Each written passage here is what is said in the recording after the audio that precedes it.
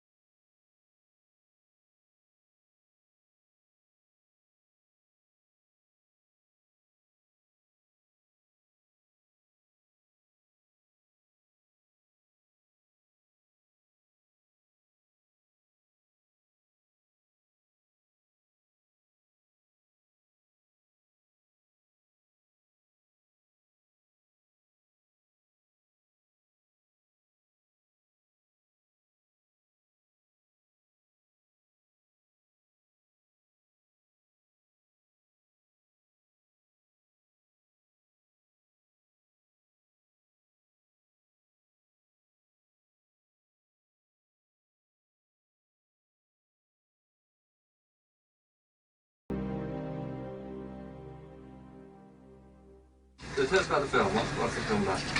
It's called Blonde on a Bum Trip. Are there any marbles? What's it about? Here's one. It's about a naive young lady who goes to Hollywood to make it big. One narrative would be the Marjorie Morningstar narrative. I think that Marjorie Morningstar was one of his early self-images. He must have signed certain works. Andy Morningstar. Who shoots me up with, it's basically a girl from nowhere moving to somewhere. The star narrative, A Star is Born. I think that's the big narrative of Andy's life.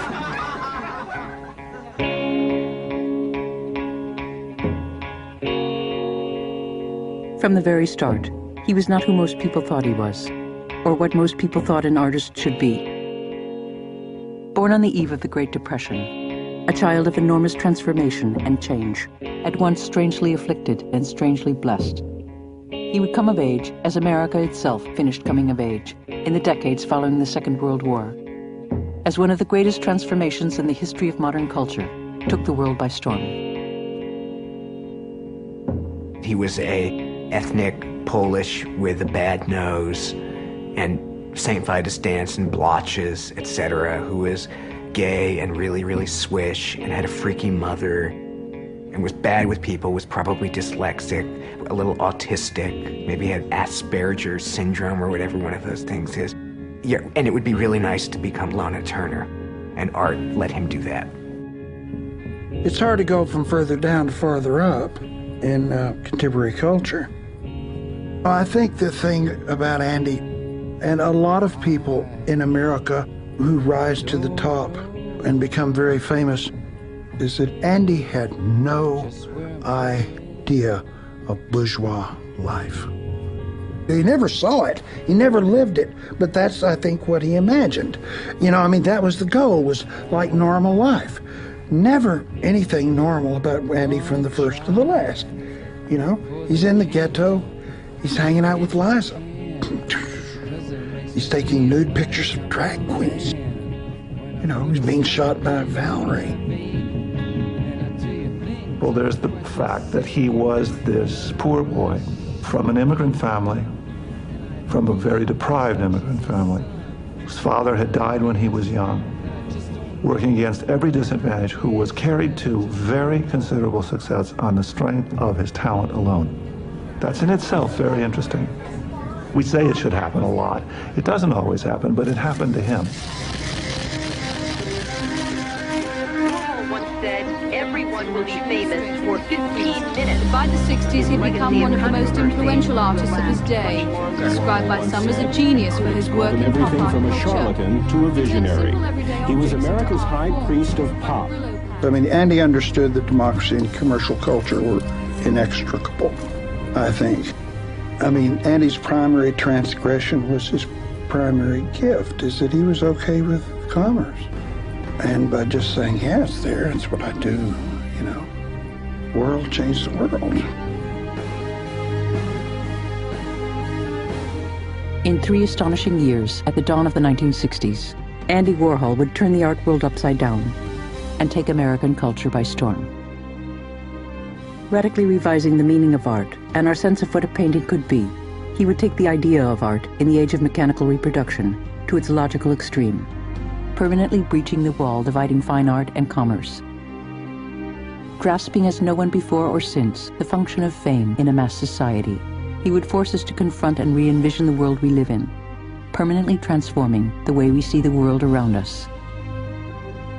Along the way, he would transform himself, rising from the humblest of backgrounds to become the most famous and famously controversial artist of his generation, at once fulfilling the promise of the American dream, and at the same time redefining it, reinventing it, and calling it into question. There's no way to really plumb Andy's instinctive selfishness. In other words, Andy did nothing but try to make the world safe for Andy. But in order to do that, he had to exercise such a profound cultural paradigm shift that, you know, there's no end. I know there's no end of the people that I know who were empowered and given permission and socialized, you know, on the occasion of Warhols. production, you know. I mean, he issued this sort of nationwide permission that really freed America from World War II, in my mind. I mean, it really marks the beginning of the post-war period. Andy's idea that we all should be on TV, that we all should be famous for 15 minutes. All of this is just outrageous.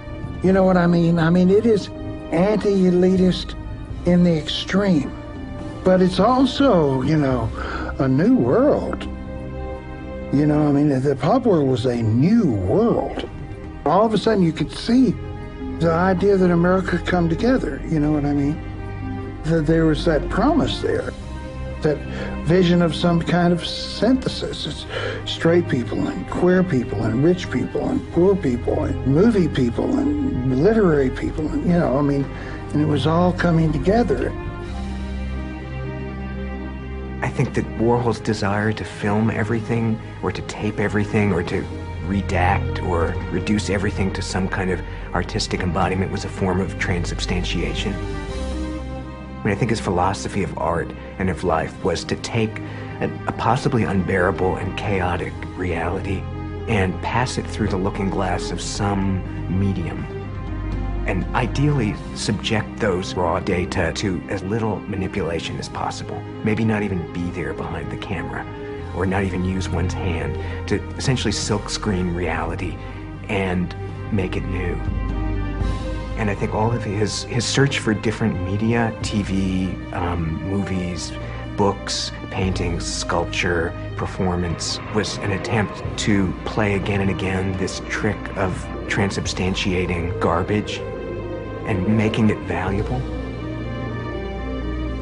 It is a fascinating fact that Andy was one of the visual artists, one of the great visual artists of his period, who dreamt of going to Hollywood. At one point, he thought of renaming the factory Hollywood. At the same time, he was an artist with, among his many talents, could not be found any talent for narrative. He couldn't tell a story, didn't know anything about telling a story.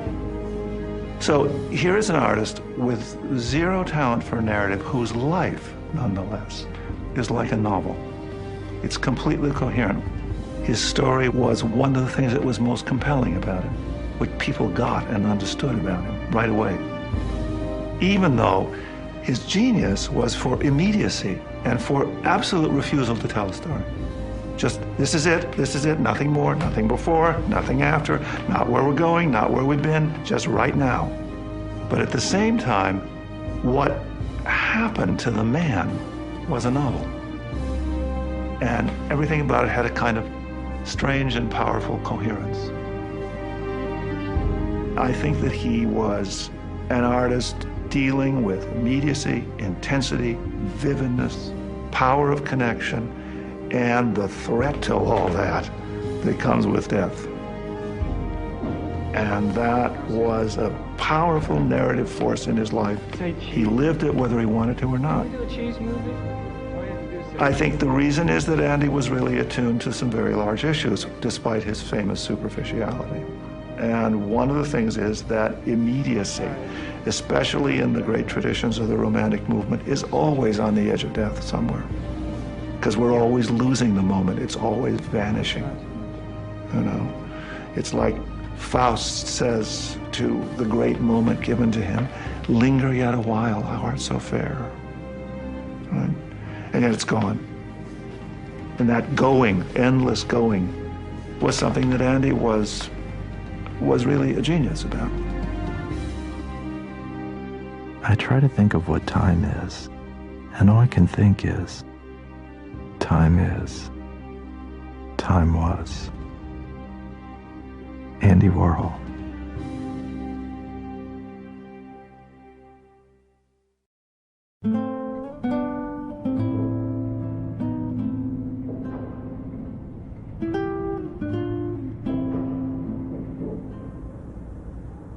And his background, like everything else about him, was so odd and so vague. I mean, he came from nowhere, insofar as there is nowhere in Europe.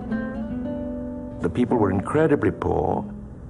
And they had this faith. I think, again, the faith kept them going. I mean, they had no money. They left the area as soon as they possibly could because there was so little work and so much poverty. His parents were from a part of Central Europe called Ruthenia, which is on the borders of what is now the Ukraine, Poland, Slovakia, and Romania. When they came to the United States, they lived in the Slavic ghettos, but as one of Andy's brothers said to me, we didn't really know what we were. We knew we weren't Polacks, we weren't honkies, which is their word for Hungarians. We spoke this language called Slavish, they'd call it. Basically, Andy grew up in something that looked like and felt like and acted like a Central European ghetto, completely surrounded by America. You know, I mean, that is, if you've been in that neighborhood in Pittsburgh and you've been in Czechoslovakia, you know, physically, that's the same place. And if everybody's talking Slovak and everybody is living in village ways, and then you're totally surrounded by all of this iconography and everything, you've got to both see the connections and see the differences. And I think that Warhol understood the power of that. He had that sort of romance with America, but just the giant distances, you know. He was born Andrew Warhola on the 6th of August in the summer of 1928, in the tiny low-ceilinged bedroom of his parents' house in Pittsburgh, the third and youngest son of Andre and Julia Warhola, hardworking immigrants from the heartland of Central Europe. One of his first childhood homes, in a working-class slum strung along the polluted waters of the Monongahela, was the worst place I've ever been in my life, he later said. 2 drab rooms on the second floor of a narrow brick row house, so cramped for space that he and his brothers Paul and John had to sleep together in a single bed. And I remember 3 houses like that before my dad bought his house on Dawson Street. First thing, Andy was 6 years old and he asked me, is there a yard? Because we didn't have no yard where we lived before. We lived like in 2 rooms with an outside toilet. Then he says, is there a bathtub in that house? I said, yeah, we got a whole bathroom in our yeah. He was real happy about it. I gave my dad a lot of credit coming over here, didn't know the language, and he saved up enough of money that he bought that house cash, $3,200, I still remember. All through the Depression, his mother Julia, a strong-willed, idiosyncratic, deeply loving woman with a knack for drawing and a beautiful singing voice, helped bring in money any way she could, cleaning houses for $1 a day and making floral bouquets from tin cans and crepe paper, which she sold door to door for $0.25 apiece. I still remember her when we were small. We didn't have no radio or TV to keep you quiet, and in the winter, she'd tell us to come in the kitchen and she'd say, all right, somebody draw a picture of a cow, you know, and then the one that draws the best picture will get a prize. So what she did, she bought the Hershey bars for a nickel, real big, you know. Andy would always win, you know. She says Andy had the best picture, you know. She had a lot of influence on Andy, you know. She started him out when he was small, and I guess it just took off on him. He stuck to his art since he was like about 5 or 6 years old.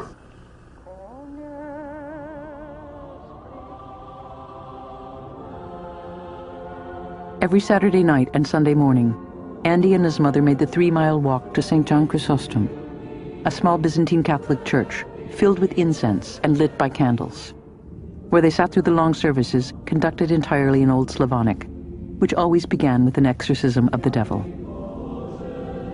Andy, as a little boy, was taken by his mother to Vespers, a Saturday night ceremony service, and then 3 masses on Sunday morning back to back.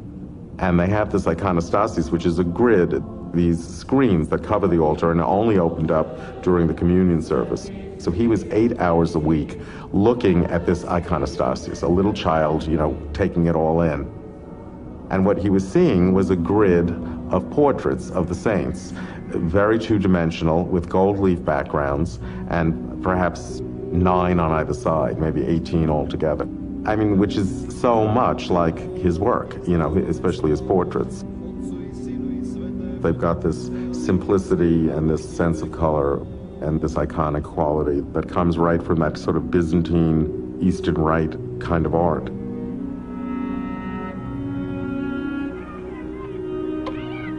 I noticed where he was different when we picked up size to play, softball, and he was out in the field.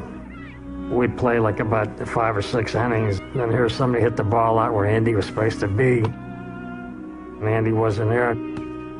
He was sitting in front of, on the steps in front of the house, and he was drawing pictures of like flowers and butterflies. And that's where I noticed he was different, From the very start, it was clear to both Andre and Julia that there was something different about their youngest child. Pale-skinned and frail-looking, bright-witted but high-strung, and prone to accidents and ailments of every kind, he refused to take part in rough-and-tumble games. From an early age, clearly preferred the company of girls, and was so excruciatingly shy that he was often unable to enter a room where his own family had gathered, curling his hand around the doorway instead to show off pictures he was particularly proud of. Not long after his 8th birthday, he contracted the illness that would permanently alter the course of his childhood, when an episode of rheumatic fever developed into a severe case of St. Vitus dance, a disorder of the central nervous system characterized by extreme and often frightening mood swings, and by uncontrollable spasms of the arms and legs.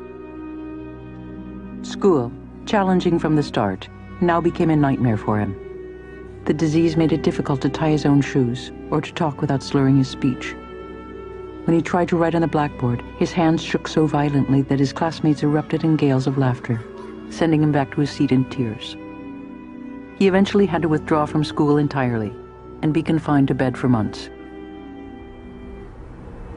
I always had a theory about Andy and his work, and I don't know where it came from. He got this wonderful idea that there was something remarkable about staring at something for a long time, which is probably what somebody does who's awfully lonely in his life.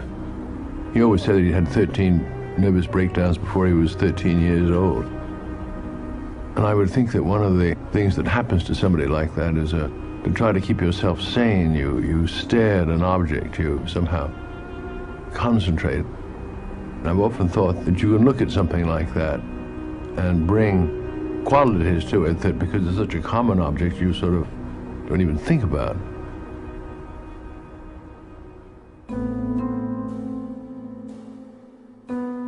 The prolonged illness permanently scarred him, inside and out, leaving him with a mysterious albino-like loss of pigmentation in his skin. Large reddish-brown splotches all over his face, arms, hands, and chest, an almost crippling anxiety about his physical appearance, and a lifelong hypersensitivity to touch. Determined to coax him back to health, Julia transformed the Warhola dining room into a 24-hour sick room, where for months he convalesced, whiling away the long days, filling in coloring books, cutting out paper dolls, making collages out of pictures cut from movie magazines, and listening to the new family radio. He was this lost little boy in this house where nobody spoke English. He was sickly, he was effeminate, the other kids made fun of him. And he would write away in the fan magazines for autographed photographs of the movie stars. And he would read these fan magazines. He just somehow absorbed this mass culture, like right at its root, where it really started, the Hollywood promotion machine of the 1920s and 1930s, That's where it really began. Awkward and painfully vulnerable on the outside, he became the absolute master of his own inner world, capable of intense and almost obsessive feats of focus and concentration, spending hours at a time poring over his artwork and his collection of cherished images.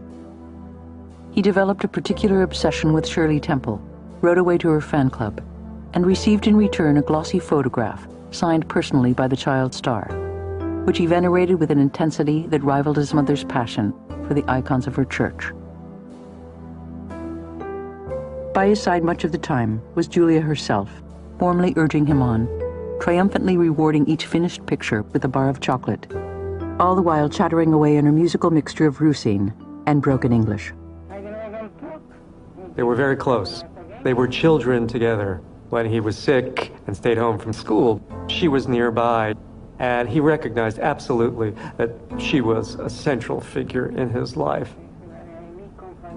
It's a secret workshop, what went on in Julia's kitchen, Julia Warhol's kitchen. I don't know if I have the answer, except that maybe his answer is turn to the least likely source to get your art lessons. You know, imagine that Warhol learned more about how to be an artist from Shirley Temple and Lana Turner and Julia Warhola than he learned from Duchamp, Jackson Pollock, Picasso. You know, his art has the maternal inscription in it. Eager to nurture her youngest son's artistic gifts, Julia enrolled him at the age of 9 in a series of free art classes given by the Carnegie Museum of Art. Every Saturday morning, he would make his way across the steep ravine that separated the working-class world of Dawson Street from the spacious precincts of Shenley Park, sometimes spending hours at a time after class was over, wandering through the galleries, carefully studying each painting and sculpture.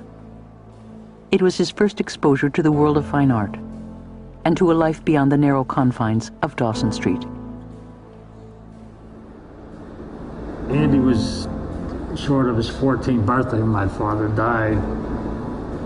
He was on a job in West Virginia, and they were moving some heavy equipment, and there was a spring that was in the summer, and all the men drank the spring water, and here it was contaminated. They didn't know it. They all got sick, and he's the only one that didn't pull through. For 3 days, his father's body was laid out in the living room of the tiny house on Dawson Street. Terrified of seeing his father's corpse, Andy hid upstairs under a bed, weeping uncontrollably and refusing to come out. He just didn't want to see Dad, his older brother Paul remembered. My dad, 5 days before he passed away, he told me he was going to go to the hospital. He says that I just want you to make sure that you pay the taxes so you don't lose the house, and keep that $1,500 for Andy's tuition for school. He says he's going to go to a college someday. You'll be proud of him. 2 years later, the family was dealt another crushing blow when Julia was diagnosed with cancer of the colon and had to have an emergency operation to remove her large intestines. Did Mama die? Was all Andy could say to his older brother John after the surgery was over. She was in a hospital for about 6 weeks, and Andy would come from school. I'd make a sandwich, and I'd just open up a can of tomato soup. So I must have probably made it just about every day, you know, soup and a sandwich for about 6 weeks while my mother was in a hospital.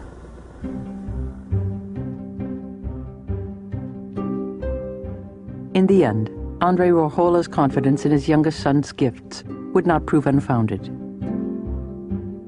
All through high school, he remained a lonely, undistinguished student, still hampered by dyslexia, odd-looking and shy, and utterly uninterested in dating girls, a disinclination Julia stubbornly refused ever to acknowledge or come to terms with. But he astonished his teachers with the dedication he brought to his courses in drawing, and by his senior year had become an assured draftsman with a special gift for portraiture. A more talented person than Andy Warhol I never knew, one teacher remembered. He was magnificently talented. Shortly after his 17th birthday, on August 6, 1945, the day the first atomic bomb was dropped on Japan, he enrolled as an art student at Carnegie Tech, his way partly paid by the postal bonds his father had set aside for him. The baby in a class of returning veterans, many 4 and 5 years his senior, he was remembered by one teacher as a small, thin boy who had a great talent for avoiding personal contact. Threatened with expulsion after failing to pass a daunting first-year course called Thought and Expression, he worked furiously to redeem himself over the summer, speed-sketching street scenes in the increasingly fluent style he had begun to make his own. The remarkable drawings helped convince the faculty to reinstate him, and that fall brought him the Institute's coveted Leiser Prize, which carried with it a $40 award, the first money he ever received for a work of art. It was very apparent to all of us that Andy was extraordinarily talented. There was this marvelous quality. Andy was a very young person. He liked to laugh. He was very naive and left himself open in a way. He was like an angel in the sky at the beginning of his college times. But only for then. That's what college gets rid of. Philip Pearlstein. still painfully self-conscious about his looks, and especially about his prominent acne-blemished nose, which had prompted his brothers to give him the nickname Andy the Red-Nosed Warhola. He confided mainly in women, never spoke about his sexual interests. Like most of his peers, was not yet sexually active, but was quietly assumed by most friends to be homosexual. I think Andy had this indefinable quality of the holy fool, utterly unlike any other human being. I'm not saying he was in touch with God or anything, but he just was different. As I say, very passive. Things happened to him. He was a witness rather than a participator in life.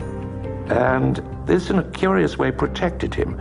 I always felt that there was some kind of divine protection of Andy. I mean, he was delicate, fragile, vulnerable in lots of different ways.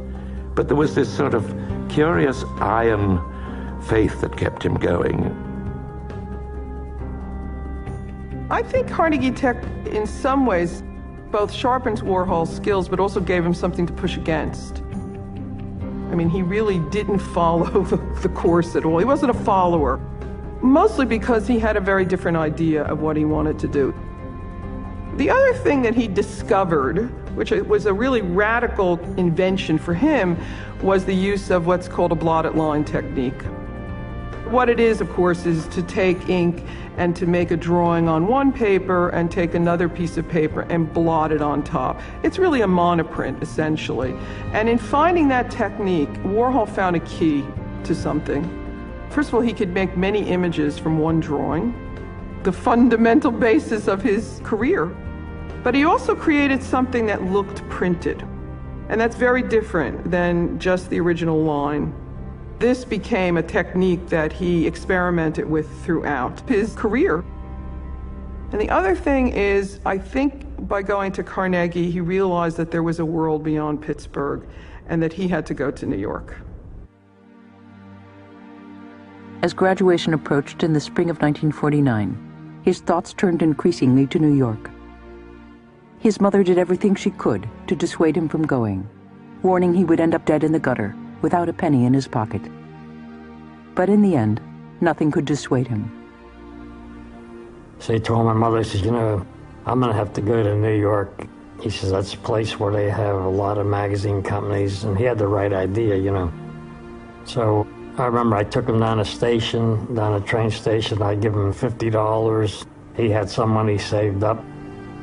In the second week of June 1949, he said goodbye to his mother and brothers and boarded the overnight train for New York with his friend Philip Pearlstein. The next morning, just after dawn, he emerged into the vast echoing Valhalla of Pennsylvania Station and stepped out onto 7th Avenue. He had $200 in his pocket and a portfolio of drawings under his arm. He was 20 years old. Behind him lay Pittsburgh, before him the vast, sprawling city of his dreams. For the next 4 decades, it would be the only place he ever really felt at home.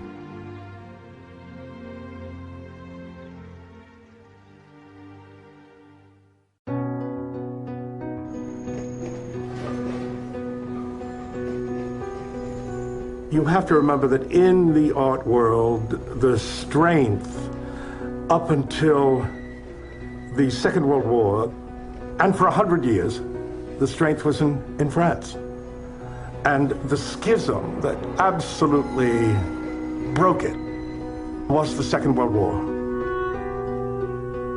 We kind of dominated the world after the Second World War, and first-generation painting, abstract expressionism, spearheaded by Pollock, occurred. And it was absolutely the dominant style. Andy very well knew that. Everybody knew that. I think that he wanted the same thing that many major artists and many minor artists and many failed artists have wanted. He wanted to be very famous. It was very important to him. Being famous, being very successful at what he did was a mode of survival. I think that Andy would have seriously considered the possibility that life without it is not worth living. And he was ready to go all the way to do it. He was really driven in that way. It had to work. It had to work. And I don't think he spent an hour of his life without thinking of how to make it work. I'm not certain he knew what he wanted to do. He was young, he had a talent, he had to make a living. I think that he always had admired what fine artists were. He certainly knew, the difference between what a commercial artist was and a fine artist was. When he arrived in '49, it's of course the moment that Jackson Pollock is being portrayed in Life magazine as the famous Jack the Dripper. And it's quite interesting in that sense that there's almost a notion of a kind of, I don't want to say superstar, but, certainly that was not an insignificant thing, and I'm sure it impressed Warhol in that way. He suddenly saw that maybe an artist could be as famous as a movie star. But like Perlstein, he came up in a generation that didn't believe you could make a living off of being a fine artist, so you had to do something else. And of course, the very first job he gets is to work for Glamour magazine, where he's hired by Tina Fredericks, who was the art director, illustrating shoes for an article prophetically called Success is a Job in New York. Few people ever rose more swiftly in the cutthroat world of commercial art than 20-year-old Andy Warhola from Pittsburgh. In the third week of June, 1949, he moved into his first apartment in Manhattan, a grimy, roach-infested sixth-floor walk-up on the Lower East Side, the first of many he would share with friends over the next 2 years. The next morning, he made his way to the headquarters of Condé Nast Publications on Madison Avenue, where he presented his portfolio to the art director of Glamour magazine, Tina Fredericks. I greeted a boy with a big beige blotch on his cheek, possibly going up to the forehead. He was all one color, weird. There seemed something other-earthly or offbeat, different for sure, elfish, from another world. He had a breathy way of talking. His voice was slight, unemphatic, whispery, covered over with a smile. Struck by the quality of her visitor's drawings, Fredericks gave him a sample of shoes to draw as a test assignment. 2 months later, his first published drawings ran in the September 1949 issue of Glamour magazine. When the typesetter omitted the final A in his name, he made no effort to correct it, and for the rest of his life called himself simply Andy Warhol. He was on his way. The extraordinary apprenticeship he would serve over the next 10 years would lay the groundwork for everything that came later.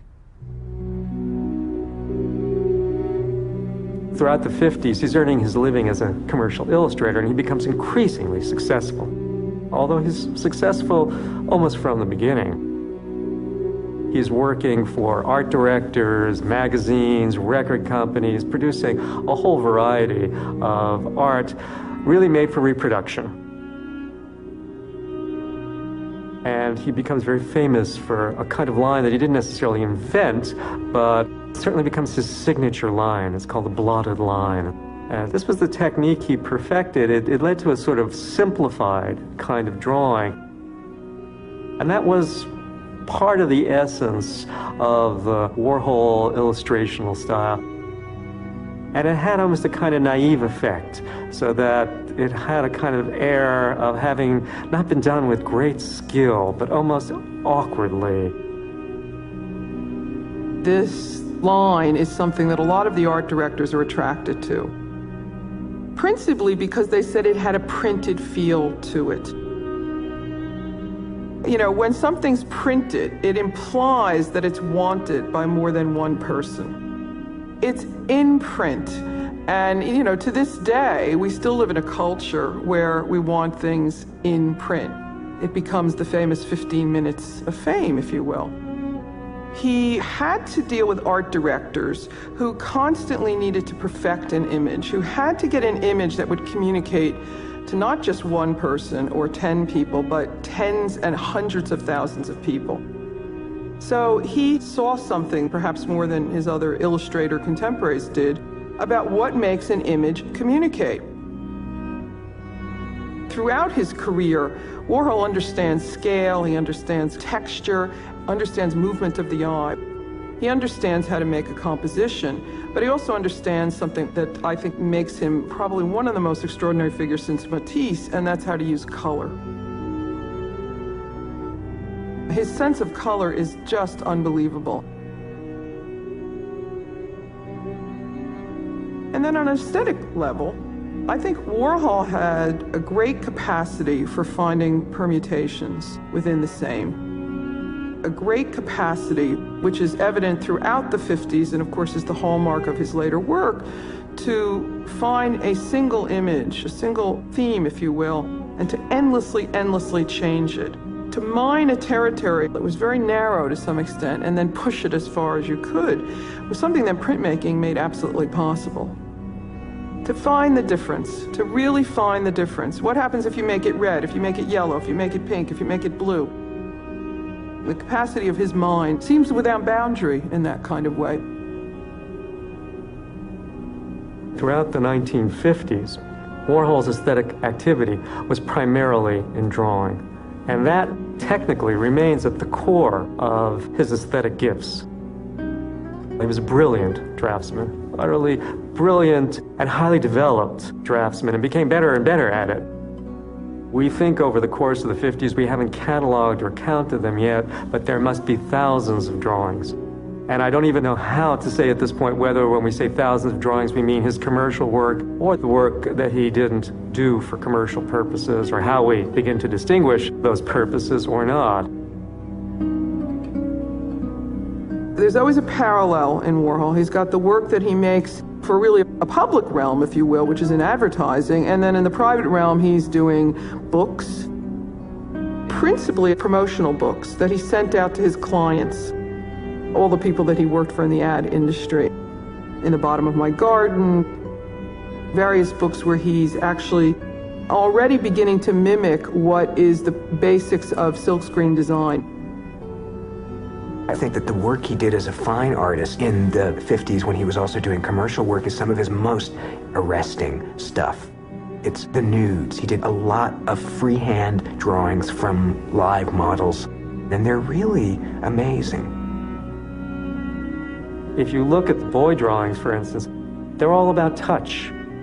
There's this contour line that almost seems never broken, as if he never lifted his eyes from the subject and his hand kept moving constantly over the contours of a young man's body. Touch becomes almost alive, animated in the drawings through not just the hand, not just the fingers. This is not some insipid notion of touch. This is a touch that totally electrifies the entire body. By 1951, he had begun to make enough money to move into an apartment on his own, a tiny basement flat on East 75th Street.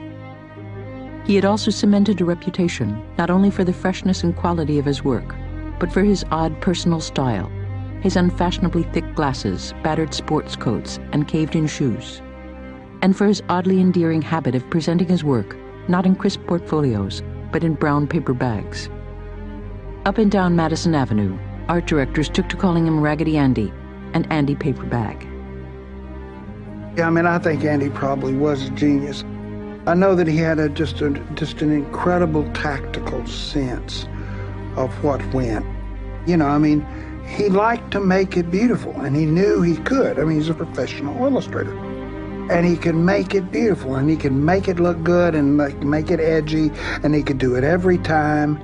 And he liked doing it every time, and he could do it without even doing very much. You know, he could come in afterward and do that made it okay.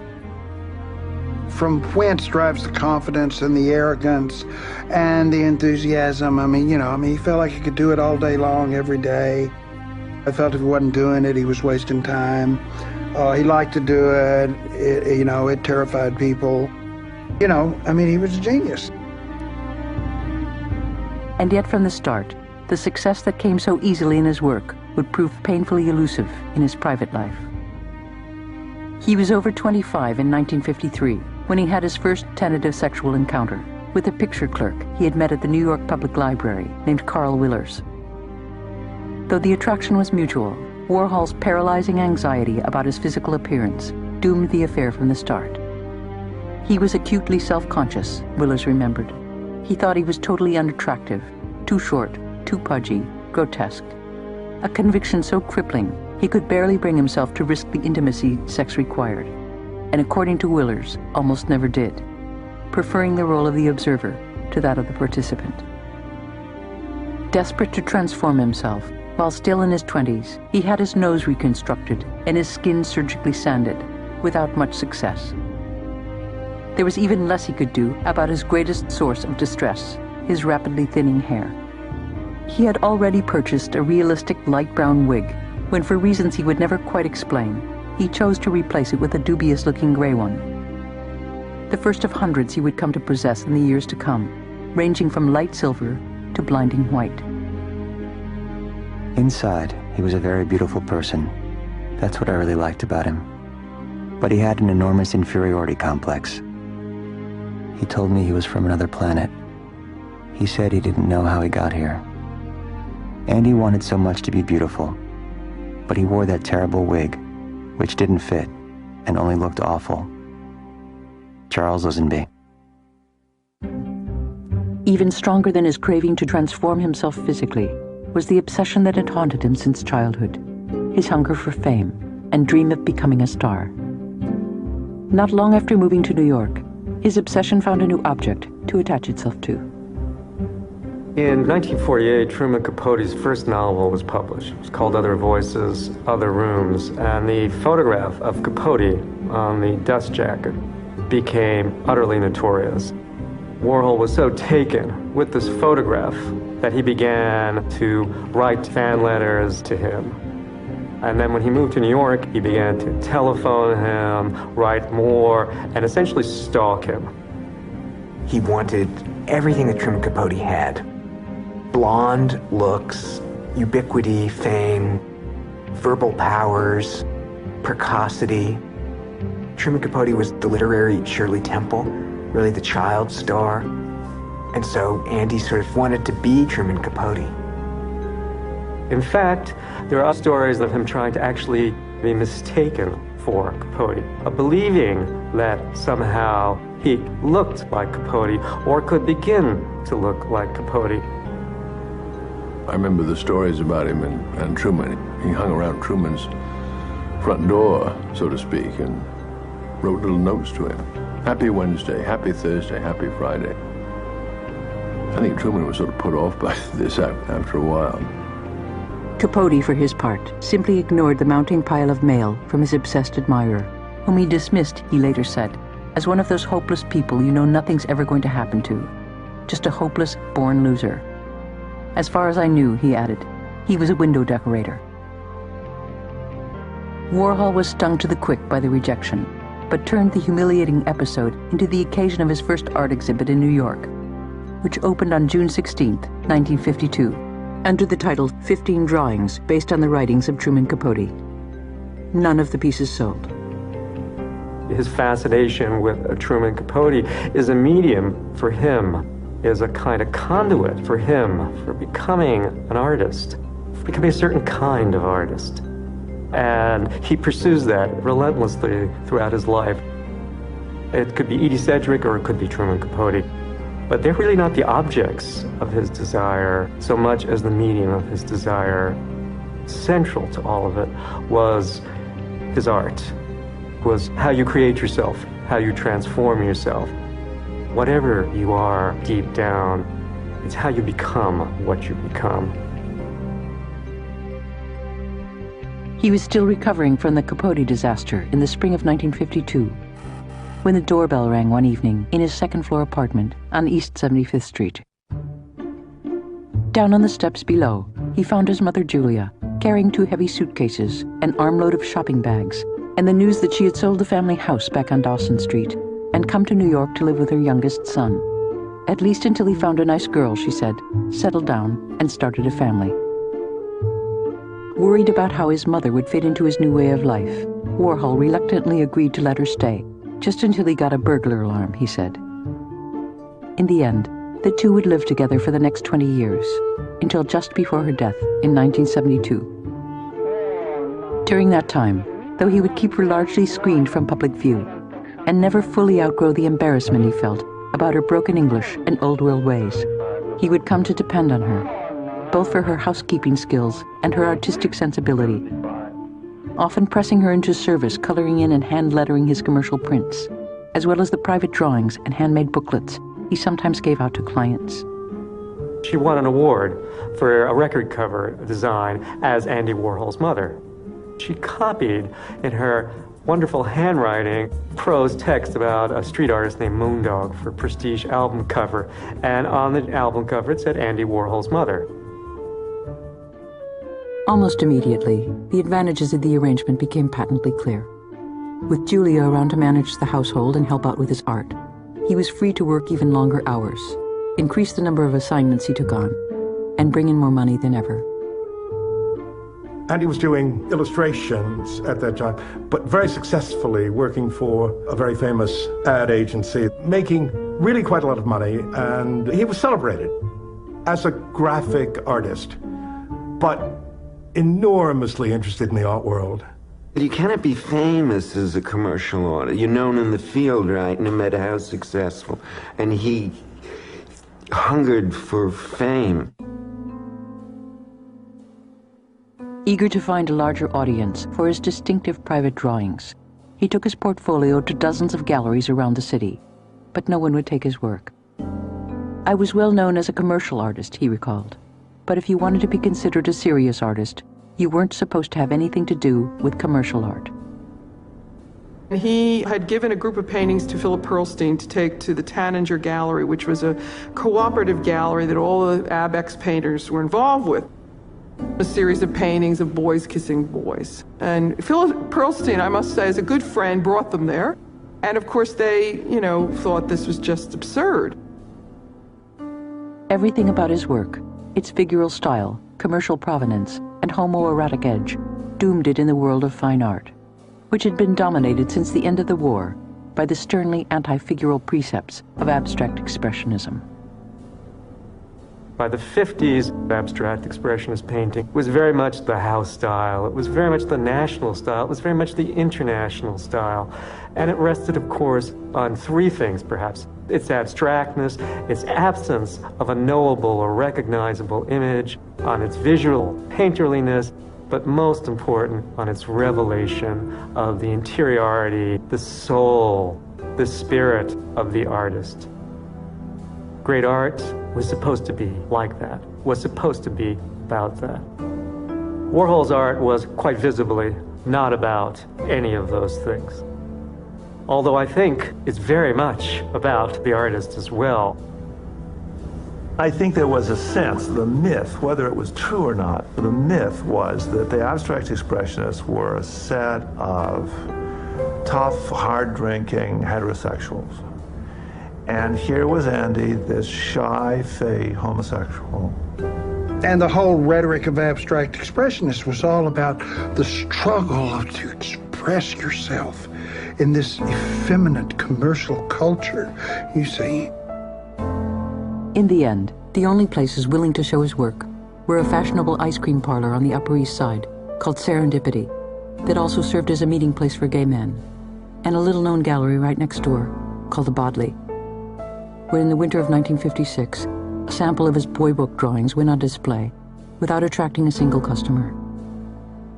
Oh my God, Warhol lamented, bombed again. His love life, meanwhile, was faring no better. In the summer of 1956, on a 2-month trip to the Far East with a handsome set designer named Charles Lisenby, his infatuated attempts to consummate their relationship were pointedly rejected in a hotel room in Honolulu. On their return to New York, heartbroken and humiliated by the experience, Warhol picked up his bags at the airport and walked off without saying goodbye or once looking back. He had gone around the world with a boy, he later told a friend, and not even received one kiss. I was walking in Bali, and I saw a bunch of people in a clearing having a ball because somebody they really liked had just died. And I realized that everything was just how you decided to think about it. Sometimes people let the same problems make them miserable for years when they should just say, so what? That's one of my favorite things to say. So what? I don't know how I made it through all the years before I learned to do that trick. It took a long time for me to learn it, but once you do, you never forget. Well, people say that Andy stopped caring after that. It seems a little bit like a myth. It meant that he gave up his sentimental strategies of the 50s in favor of a colder, more mechanical style in the 60s. I think he realized that he could master the world by seeming not to wish to master it. I mean, he conquered a paradox by stopping to care.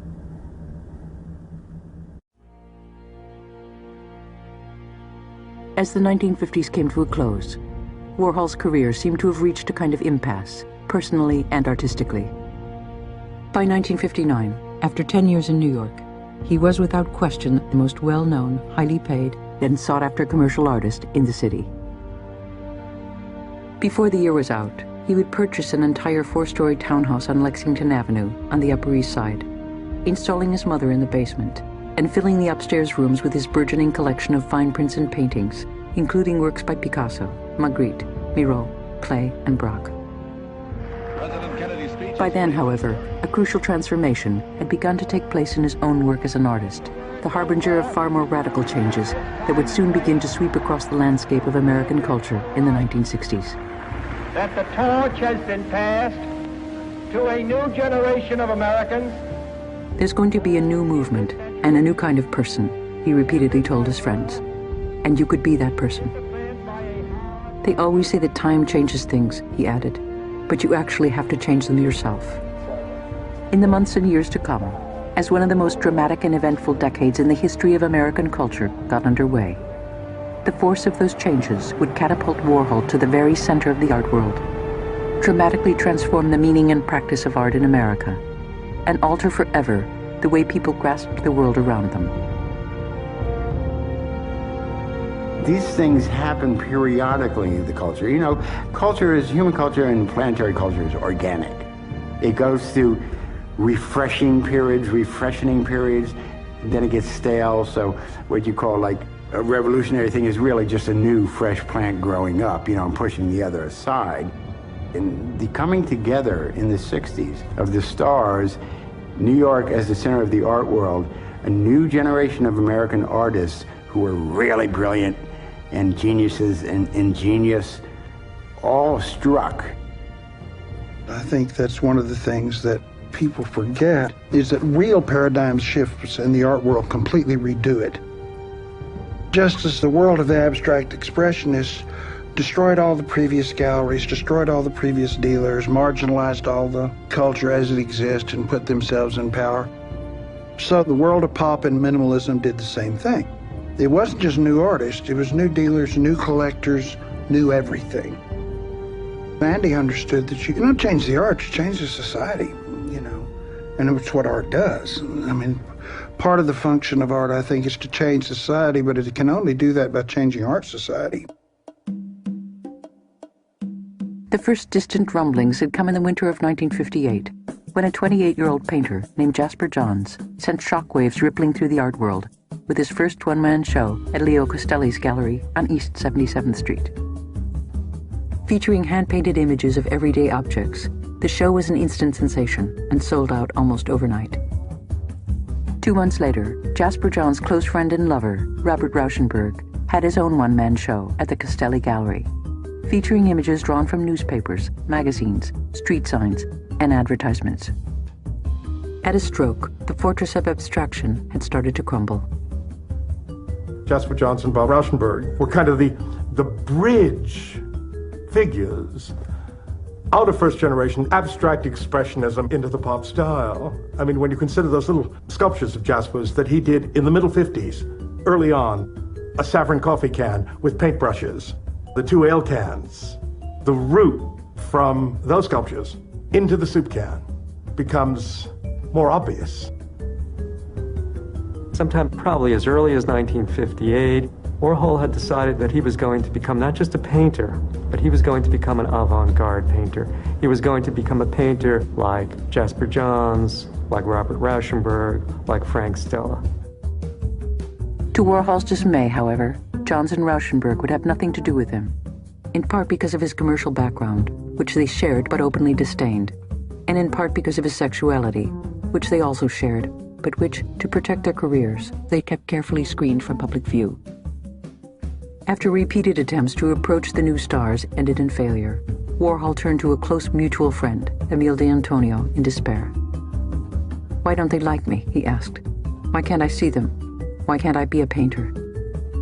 "Because you're a commercial artist," d'Antonio replied, "and because you're too swish and campy." There was nothing I could say to that. It was all too true. I decided I just wasn't going to care, because those were all things that I didn't want to change, that I didn't think I should want to change. Dee was the only person I knew then who could see past those old social distinctions to the art itself. Very clearly, from the beginning of his painting career, he goes to a subject matter that's vernacular. He goes to images that appear in the press. And by early '61, Warhol was creating the first paintings that we would come to think of as pop paintings. But it's a very decisive moment in his career. In the winter of 1961, on the second floor of his townhouse on Lexington Avenue, he set to work. Beginning as Johns and Rauschenberg had, with pre-existing images and vernacular subjects, from the very start he showed a willingness to go much farther than his predecessors. Seeking out the cheapest and most bluntly graphic images he could find, crudely drawn black and white ads for nose jobs, wigs, television sets, refrigerators, storm doors, and foot medications, clipped from tabloid newspapers and downmarket magazines, and from the back pages of comic books. The popular fantasy is that the artist is this Promethean inventor who, out of nothing, invents and creates. And Andy was the exact reverse of that. He was pure receptivity. He's receptive to everything, and then something happens. He chooses. He's the reverse of an expressionist painter. He's the reverse of somebody who imposes himself, his pattern, his vision, his energy, whatever it is, on things. As I say, he's a recording machine, and I think that's what's different. I think that he's a mirror. He reflects life rather than sort of projecting life. How he begins to make paintings is very interesting, because technically, in many ways, it's of a piece with how he made drawings. He always works from a found image. Initially, he uses illustrations, a line illustration. There's no tone, there's no shadow. They're stark, black and white, line-cut images, usually taken from advertisements. And he enlarges the image in an opaque projector, projects the image on the wall, and he would literally trace the projected image on the wall, sometimes using pencil, but initially painting freehand over the projected image. I mean, I think he was steeped in film culture and the culture of products and consumption, and he was populist enough or common enough or grounded enough to take that realm ultra seriously. I think it's because he had a terrific eye, was in some sense an art director or a window dresser or a manager of environments before he was a fine artist. And so he knew all about the hook, the seduction, the subliminal ploy to draw somebody in. And he had done a lot of research in American looking, American desire. During this time that Warhol's making these works, he hasn't given up his day job. I mean, he's still doing commercial design, he's still doing window design. He worked for Bonwit Teller department store and did a number of windows. Every year, the commercial artists would be given a show, if they wanted, of the work they were doing in their serious time. So Warhol did a selection of these hand-painted images. Little King, an advertisement painting, made their first appearance, fittingly one could say, in Bonwit Teller's store. He had been working in a vacuum for nearly a year, unsold and all but unexhibited, when he was introduced to two men destined to play a crucial role in the pop art movement. Ivan Karp, a dapper, fast-talking assistant to the art dealer Leo Costelli, who tried without success to convince his employer to take Warhol on, and Henry Geldzahler, a brilliant 29-year-old curator at the Metropolitan Museum of Art, who would become one of pop art's most ardent champions. When I saw Warhol, Lichtenstein, Oldenburg, and Wesselmann within a 4-month period, I had a sitting up in bed kind of feeling, thinking something very strange was going on in the art world. Ivan Karp. From the start, it was clear to both Karp and Geldzahler that Warhol had the talent and temperament to go much farther than any of the others. The radical thing that takes place is he makes a series of pictures in which he eliminates the drip, the brushwork.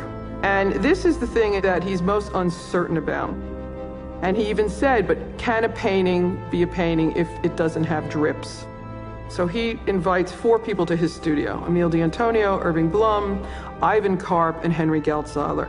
And he shows them the messy version and the tight version. And every one of them prefers the tighter version. In looking at a pristine version of the Coca-Cola painting, D'Antonio remarks, "Andy, it's naked, it's brutal, it's who we are." You know, this is something that looks more like his commercial art than it does what he thought high art should be about. And this is radical for him. By 1962, he's virtually expunged all brush marks from his painting. They become increasingly non-painterly. They also become increasingly flat in the sense that color is applied without any medium tones. They're applied in pure hues. There's no shade, there's no space in the paintings. There's no space for our eye to move through it like a traditional painting or even like an abstract painting. And there's no place for our spiritual eye to penetrate it. We're just thrown back on the surface. It's impossible for us to imagine how radical and how risky it must have been at that time to make these kind of works. To, you know, slap an image of a comic strip or a Coca-Cola bottle on a canvas is a very radical and in-your-face act. From the start, the response of most members of the art world to Warhol's work was almost uniformly hostile. "I thought the paintings were terrible," one gallery owner said. "I thought they were ridiculous." Warhol himself, another dealer observed, looked like something that had crawled out from under a rock. He was the most colossal creep I had ever seen in my life. Despite Karp and Geldzahler's zealous efforts on his behalf, no dealers were willing to exhibit his work. There are still artists and still people in the art world who feel that everything he did was anathema to art, that it killed the spirit in art. There was the flatness of the technique, the fact that it was not painterly. And most people saw that as a kind of blasphemy. Many people who were involved in making art felt that this was basically anti-art. Even sympathetic visitors, like Irving Blum, a gallery owner from Los Angeles, were baffled by what they saw. And I went to see him. He was doing these big, unfinished cartoon paintings. There was a pile of them, and I couldn't make head or tail out of them. I remember very distinctly I was confused and not engaged. Not engaged. However, engaged by the guy. At the beginning, at that time in his life, nothing if not completely accessible. By the end of 1961, Warhol was the only member of the pop art movement whose works remained unshown. One night in early December, he outlined a situation to 2 close friends, Ted Carey and Muriel Latow, and asked them what to do. "It's too late for cartoons," he said. "I've got to do something that will have a lot of impact, that will be different from Lichtenstein and Rosenquist, that will be very personal, that won't look like I'm doing exactly what they're doing. Muriel, you've got fabulous ideas. Can you give me one?" Without missing a beat, Latow replied, "You like money," she said simply. "You should paint pictures of money." Then added, almost as an afterthought, "You should paint something that everybody sees every day, that everybody recognizes, like a can of soup." For the first time that evening, Warhol smiled. The next morning, dispatching Julia to the AMP with orders to bring back all 32 varieties of soup the Campbell's Soup Company made, he began to experiment with a variety of approaches, focusing in the end on what struck him as the simplest strategy: 32 separate single-can paintings, each showing a different variety of soup, painstakingly rendered in the style he had been perfecting for nearly a year. He would return to the subject again and again over the next few months. The idea that the way you are induced to look at something is as much about making it art as what it is. That is to say, if the artist can make you look at anything as if it were art, it to some degree becomes art. If you contemplate a telephone, a glass of water, a light fixture, in the context of the highlighted uselessness of art, it will change its nature to your perception. That, in other words, perception is what makes art as much as whatever is inherent in the object you're looking at. He was still working on the series one morning in early May 1962, when Irving Blum called to say that he was back in town. He said, "Come over. I'd love to see you, Irving." And I walked in through the door, and in the corridor were several soup can paintings lined up on the floor. And I looked at them and said, "What are these?" And he said, "My new work. It's what I'm doing now. It's what I've been doing for a short while." And I said, "What happened to the cartoons?" And he said, "You know, Irving, I went to Leo's gallery, and Ivan Karp showed me some transparencies.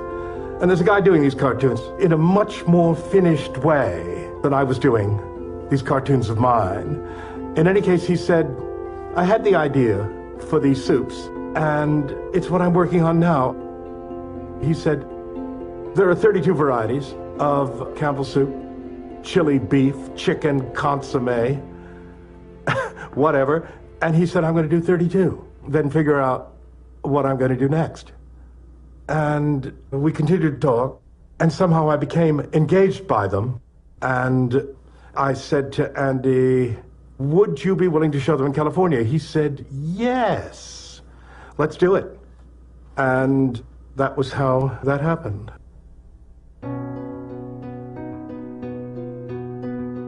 The soup cans would prove to be the turning point of Andy Warhol's career, providing him with the unmistakable artistic signature he had been looking for.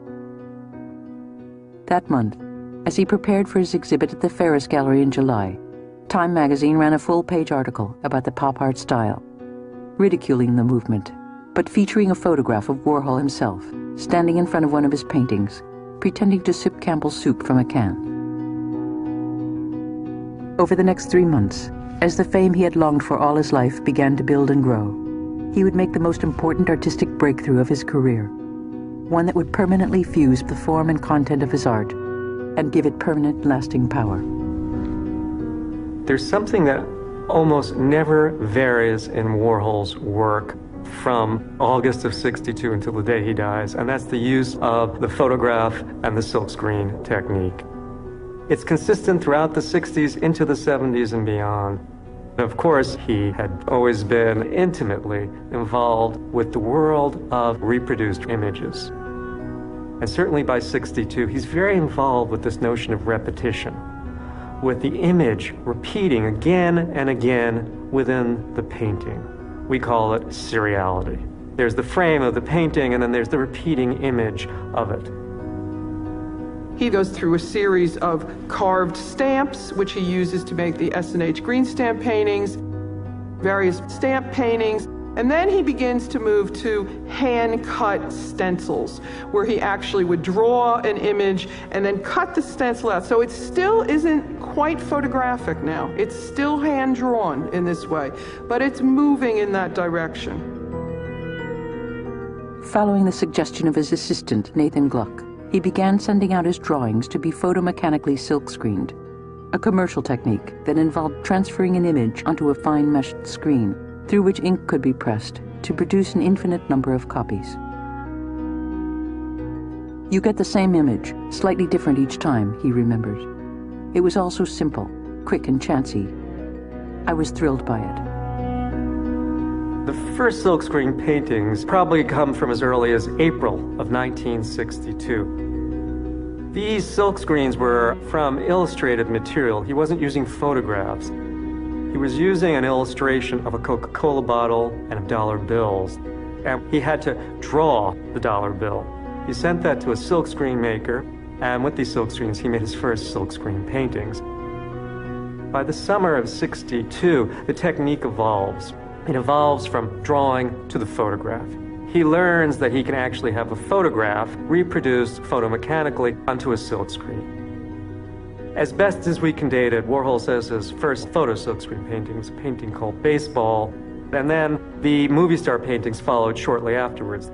The paintings of Troy Donahue, teen stars, Warren Beatty, Natalie Wood. That is the radical departure. Once he wed that silkscreen with the painting, once photography became embedded within painting in a way it had never been before, he never goes back to using those other techniques again. And this sets up a completely different way for him to operate and, in a sense, makes evident the source materials that he's been using all along. And this is fundamental. He marries form and content in a way that's inextricable. You cannot pull them apart. By the time you get to the silkscreen image and you actually look at something that exists in the culture through reproduction, exists in his painting as reproduction, you cannot tear it apart. And of course, that's the thing that really makes for great art. He pushed the language forward. That's the thing we want from great artists. And Warhol did that. On July 9th, 1962, Warhol's Soup Can Show, his first major exhibit as a fine artist, opened at the Ferris Gallery in West Hollywood, to scanty sales, and at first, a deafening silence from the critics. Zero. There was no critical response. I mean, the most entertaining critical response came from a guy called David Stewart, who had a gallery 3 doors away from where my gallery was, and he went to the local Safeway store, bought 20 Campbell soup cans, put them in the window, and said, "Buy them more cheaply here." In other words, 27 cents. But people were mystified or dismissive. But because the gallery was serious, people thought about them. But having more to do, I promise you, more to do with me and my reputation than with the paintings themselves. That was the mistake that was made. In the end, something about the provocative paintings seemed to touch a deep and powerful chord. Here was an image, Henry Geldzahler declared, that became the overnight rallying point for the sympathetic and the bane of the hostile. Warhol captured the imagination of the media and the public as no other artist of his generation. Andy was Pop, and Pop was Andy. Most critics dismissed the paintings as a vulgar joke, but a young writer named John Copeland's, founder of a new journal called Art Forum, praised them as the greatest breakthrough in art since the ready-mades of Marcel Duchamp, half a century earlier. The power of the cans, first of all, in 100 years, you won't buy soup in cans. I mean, this defines a time. It tells you about marketing. It tells you about advertising. It tells you about food distribution. And I always found them, as I sat looking at them from time to time, for lack of anything else to do, complicated in their implication. Complicated. And I find them to this day complicated in their implication. That was his genius. That was his genius, I think. And they really, more than any other image, more than any other symbol, define the pop style and 60s activity. They have a cerebral aspect, they have a literal aspect. Like any great work of art, they're complex.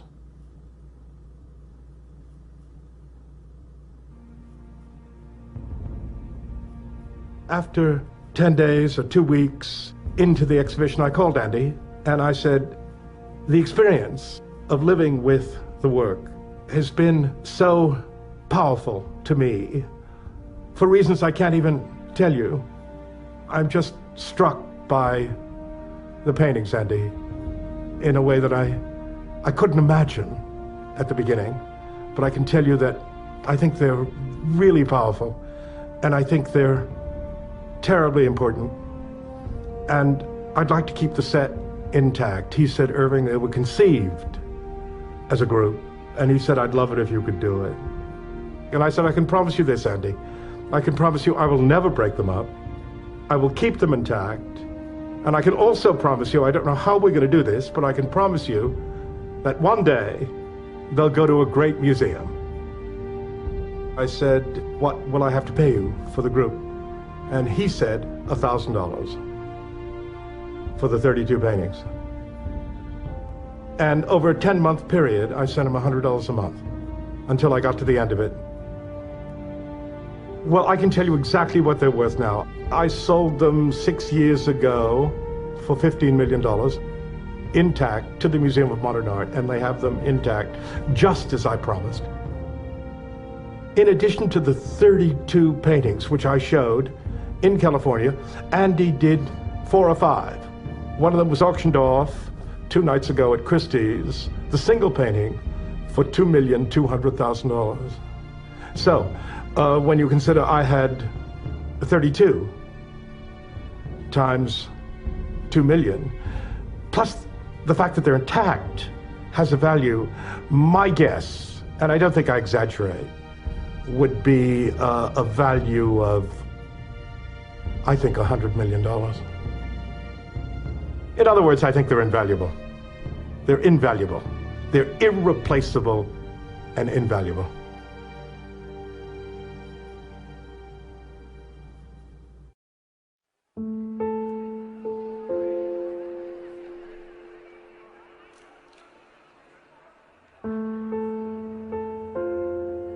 He just did it, and he didn't know how to do it.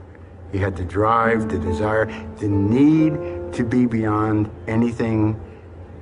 He had to be at least as great as Marilyn Monroe. He knew that's where power of life was, the burning flame. Because for so many years he was so plain and fascinated with beauty himself, and he knew that beauty has that magnetism that attracts people, and he didn't have that. So he developed another kind of magnetism, the stardom. Because there is real life power in fame and stardom. So that movie star in the spotlight, being a star and not wanting to go beyond that. And he eventually eclipsed the fame of his work with the fame of his individual nature. What artist of any sort has had more to say about the nature of fame in the 20th century than Andy Warhol? It was one of his leading themes. It was one of his subjects in the most profound way. He thought about it with a depth and an originality and an insight, and showed it in his work with a kind of striking, inescapable force that's beyond that of any competitor I can think of. In addition, he was constantly focusing on what struck him as beautiful. He was an aesthete. He was somebody who was interested in what was beautiful. And what was beautiful shone for him. To shine like a star was to be beautiful. So beauty and fame went together in his mind. I think, in addition, it was a kind of immortality, a way of keeping going, of keeping the moment so it wouldn't vanish on you and disappear and be lost.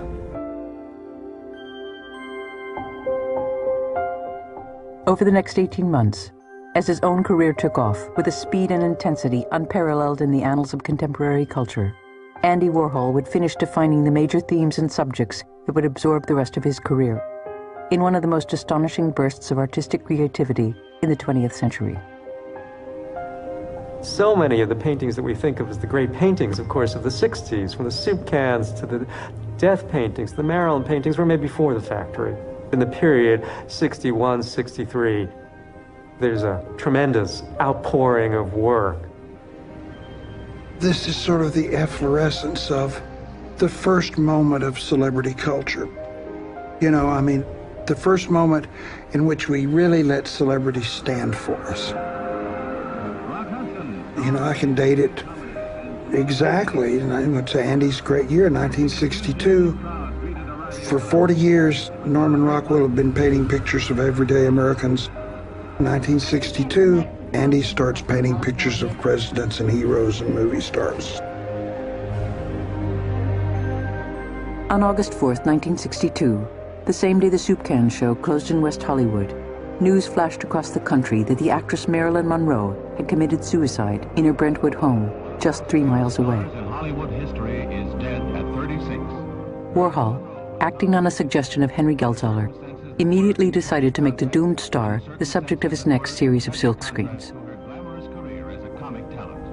I think that Andy had what Henry James called the imagination of disaster, and Henry Geldzahler saw it. Andy was always about listening to suggestions. He was always saying, I'm tabula rasa. Please fill me with something. Tell me something. Well, Henry fed him ideas. He fed him ideas about Marilyn. That is to say, why is timing everything? He set out on the Marilyn series the day Marilyn died.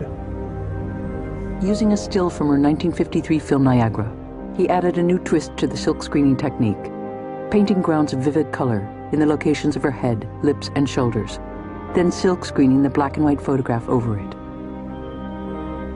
What commentators have noticed is that the color comes first. The background color comes first, and the drawing comes second. Just complete reversal of what the usual order of things in painting. There's underdrawing, and then you paint on top of it. Not Warhol. Warhol painted first, used color first, painted by hand, in fact, first, and then screened on top of it. All through August and on into September, he painted one Marilyn after another, 23 in all, from a small single-image canvas known as Gold Marilyn, to an immense diptych with 100 images, half in color, half black and white, arrayed across a canvas nearly 12 feet wide. As with his blotted line technique before, random imperfections often crept into the work, marring the surface of each canvas. Background colors often failed to register with the photographic image, and through repeated use, the silk screens became clogged with paint, giving the doomed movie star a slightly different expression in each portrait. When Nathan Gluck pointed out the discrepancies, Warhol dismissed him. "I like it that way," he said. "It's part of the art." Guess what Andy's genius was? That he had a way of making everything mean. Every detail means something. Every mark or splatter or sign of accident or lack of the hand or of intention in Warhol's symbolic universe has a meaning. And he was enough of a minimalist to leave objects alone so that they could speak their double or triple meanings. What Andy understood is the painting of Marilyn Monroe doesn't necessarily just represent Marilyn, it represents you. Take the Lifesaver Marilyns. There's a mint one, there's a green one, there's an orange one, you know, all these different flavors. What this implies is we all want Marilyn. She's the object of our desire. We cannot have Marilyn, but we can have the picture of Marilyn that suits our taste. So in a sense, we are all one in our desire for what we can't have. We individuate ourselves in what color we want our desire to come in. And I think that was pretty much Andy's view of the thing. We all want Campbell's, some of us want the bean. You know what I mean? That's a pretty consistent language of imagery in Warhol. In other words, not that we get what we want, it's that everybody understands that we're wanting creatures and that we're one in that particular theater. In the end, Marilyn was only the first of Warhol's extraordinary meditations on the function of fame in a mass society. Grasping that stars were never truer to themselves than when the brilliance that sustained them began to fade away, he turned to his portraits of Elizabeth Taylor and the aftermath of her disastrous turn as Cleopatra, as her health deteriorated and her love life came apart, and her career began to implode. I started those, he later said, when she was so sick and everybody thought she was going to die. Now I'm doing them all over, putting bright colors on her lips and eyes. He understood all of the paradoxes of stardom, and he was the greatest philosopher of stardom that has ever lived, Andy Warhol was. Andy understood intuitively the implosiveness of one identity being made that big. It's the stuff of nightmares. I've often thought, what a nightmare to be Liz in a way and wake up one morning and go, oh my God, I'm known over the whole world, which is Andy's dream. But that's a kind of imperial conquest that decimates the world and also decimates the individual who is thus made available. One painting that I can think of quite vividly is Blue Liz as Cleopatra. And it's the way the image seems to be a film strip or just a strip of celluloid that can be read as continuous action if it were projected, but that's not being projected, so it's somehow discarded image. And a discarded image of a human being in motion, a desired, objectified, beautiful, famous human being in motion, turned into a series of still portraits and then discarded. It's outtake footage, it's mangled and ripped, it's censored footage, it's the stuff on the cutting room floor. It's literally in the dust heap. So Warhol takes Liz and he dyes her blue, and understanding that Liz is on the verge of becoming garbage, he's going to rescue her, rescue this strip, and render it as a painting.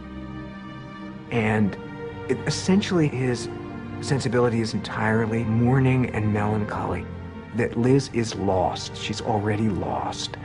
And she will never be found. She will never be there.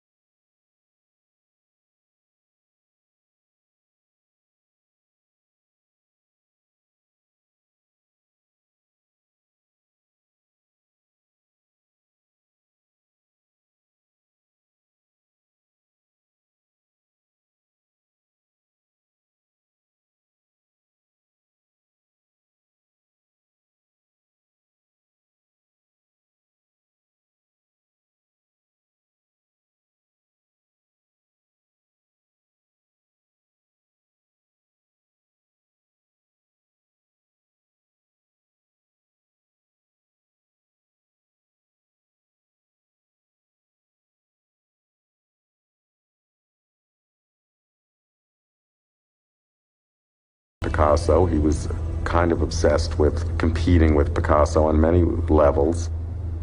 I think his motivation was part superficial and part frivolous, personal, and part very noble in a way, you know. He really wanted to record the times. He really wanted to figure it out. He really wanted to leave something.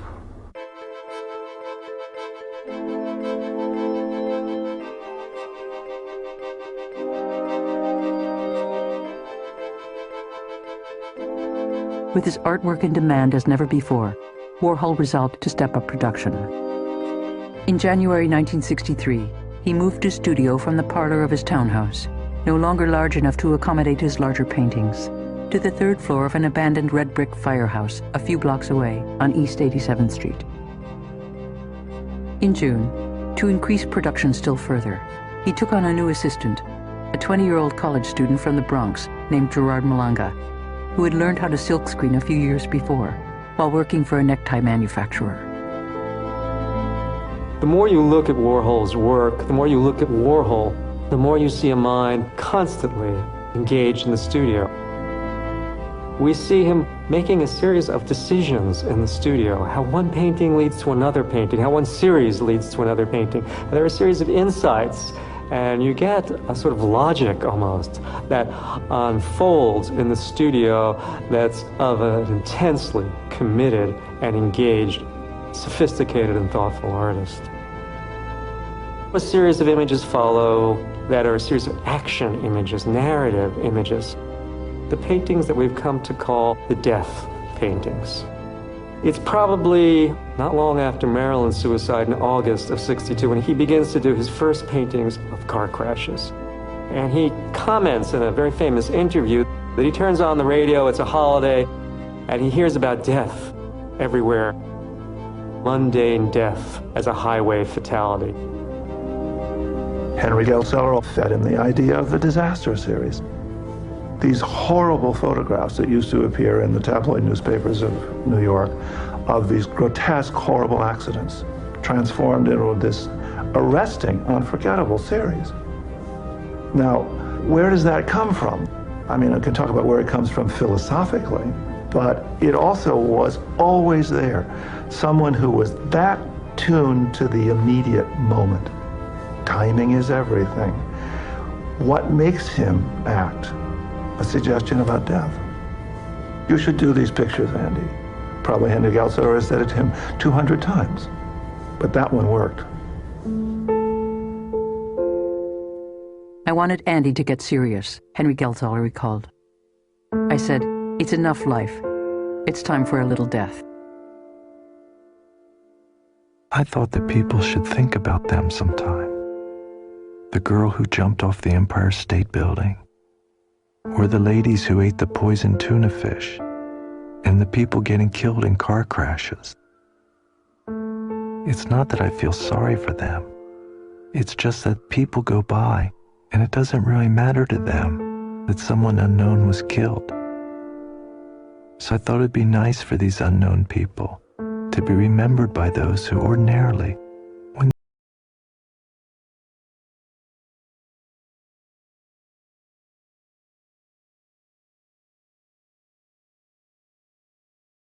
harsh and unnerving, based on photographs taken from news agencies, police files, and tabloid newspapers. The so-called death and disaster paintings were not immediately popular. Most gallery owners simply refused to exhibit them. Most of Warhol's work has a very grim and terrible side. He never hid it. He never claimed anything other than that. But he himself seemed touched with magic. He had found a way to overcome these tremendous, obvious liabilities and flourish in this culture and be someone who seemed like he had put himself into the realm of the blessed. And yes, I think because that was connected to him, the grim message of a lot of his art was ignored in favor of the sort of with it, perfect, on top of it all look.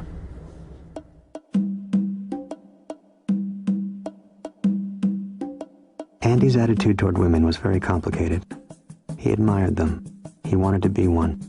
He wanted to be involved in their creation. Ethel's skull 36 times was the most successful portrait of the 1960s.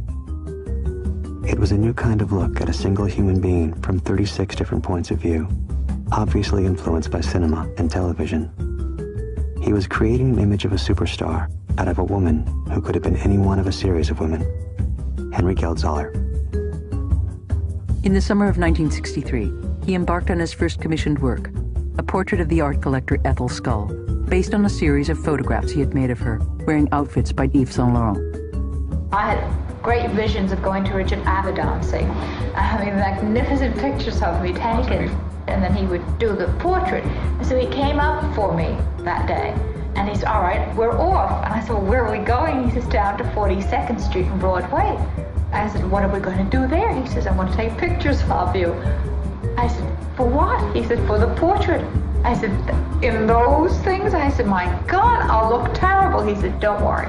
And he took out, he had coins, about $100 worth of silver coins. He said, we'll take the high key and the low key, and I'll push you inside, and you watch the little red light. And I froze. Now start smiling and talking, Warhol told his willing client, as he began dropping quarters into the machine. This is costing me money. So Andy would come in and poke me and make me do all kinds of things.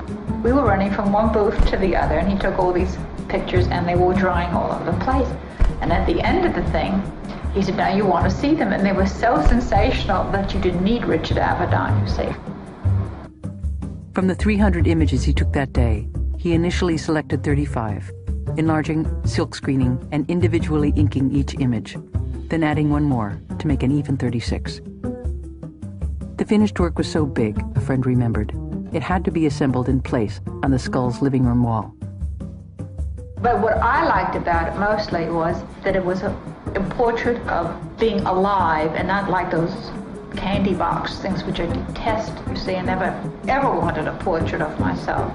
And he was very clever because he knows I'm nearsighted. I wear sunglasses. And he said, let's have them with the glasses and without the glasses. And he directed me, I tell you, in those days he should have already been in the movies, you know, or doing movies. By probably the middle of '63, there's another insight that starts happening, and it changes the whole way he begins to think about the serial or repetitive nature of the image. Which is to say, rather than producing a single large painting in which the image repeats again and again, he begins to create single images that are smaller and assemble them together in series. It gives him a lot more flexibility, and in fact, he can create many more paintings. And in fact, he can totally undermine any idea of composition. There is no composition in advance. There is just the montage, just how you put the units together. Increasingly now, his interests were moving towards film. In July, he bought a second-hand Bolex and convinced a friend to let him film him while he slept.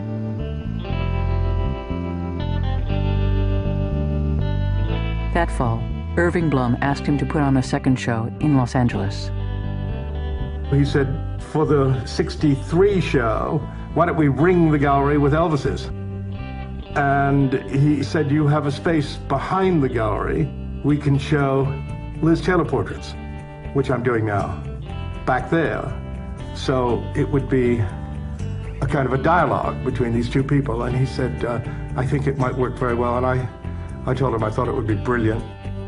And at a moment, a big coffin-like crate arrived, and it was an unbroken roll of Elvis images. And I called Andy and I said, how do I handle this? And he said, you cut them. I've sent you another crate of stretcher bars. And he said, I've printed it so that there are single images, double images, and triple images of Elvis. And he said, Irving, cut them. And I said, cut them. He said, yes, cut them. He said, cut them on the ground. He said, don't cut the image. And I said, right. And that's exactly what I did. And hung them cheek by jowl around the gallery. People hated it. They hated it.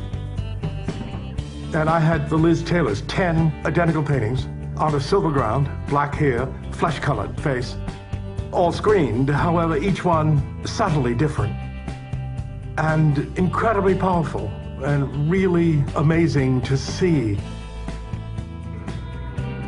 While he was in Hollywood, he shot footage for a silent film called Tarzan and Jane, featuring Dennis Hopper and the underground film star Taylor Mead. Hopper himself threw a glamorous star-studded party for him, with a guest list that included Sal Mineo and Troy Donahue. It was the most exciting thing that had ever happened to him, Warhol later said, and he returned to New York more starstruck than ever. Being a star was an absolute dream of his, a friend recalled. But he didn't want to just be a movie star. He wanted to be the head of the studio. I think he was inspired by the underground film scene in New York, which he was very tuned into. He understood that film had entered the hands of artists and was available to him. And as he began to tap film imagery in his paintings, and as he began to, one could say, get in touch with his inner star and began to realize his own dream of stardom, probably became piercingly clear that he needed to make movies as a way of being the movies. So it seems to me unsurprising that he would wish to make films himself.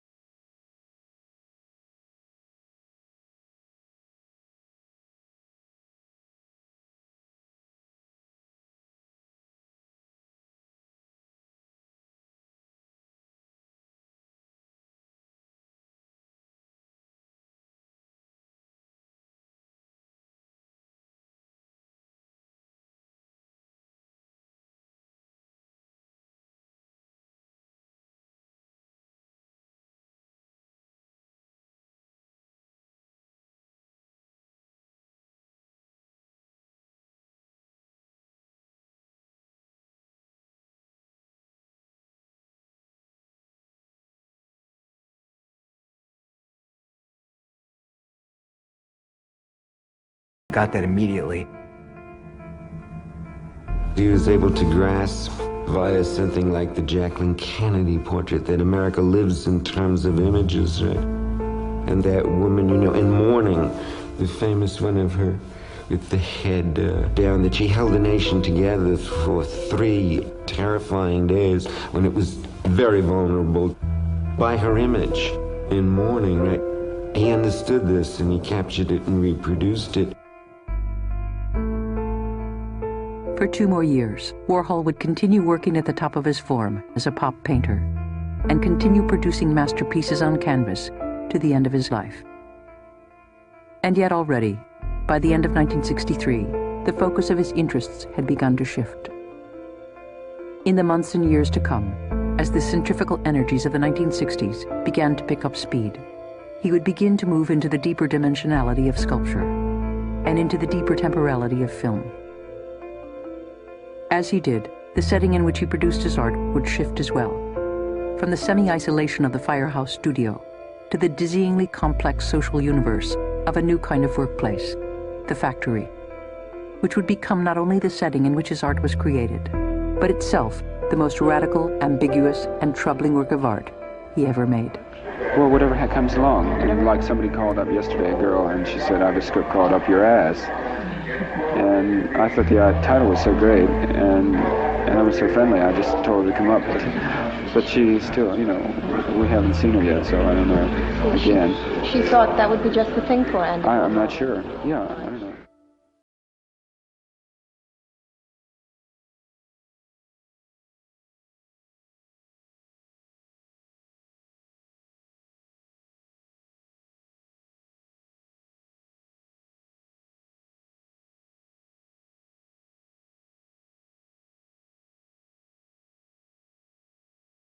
the public, which has at this point a certain...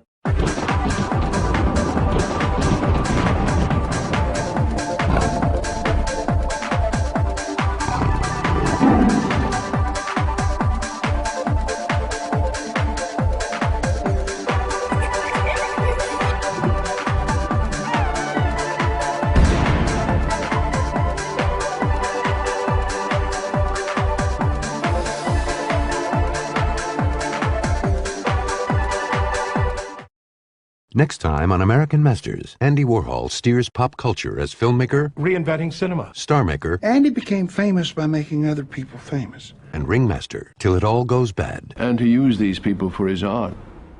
Andy Warhol, a documentary film directed by Ric Burns, continues next time on American Masters.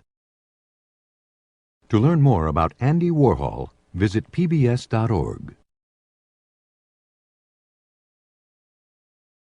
Andy Warhol is available on DVD for $24.99. A CD soundtrack is available for $16.98 plus shipping. To order, call 1-800-336-1917 or write to the address on your screen. Things like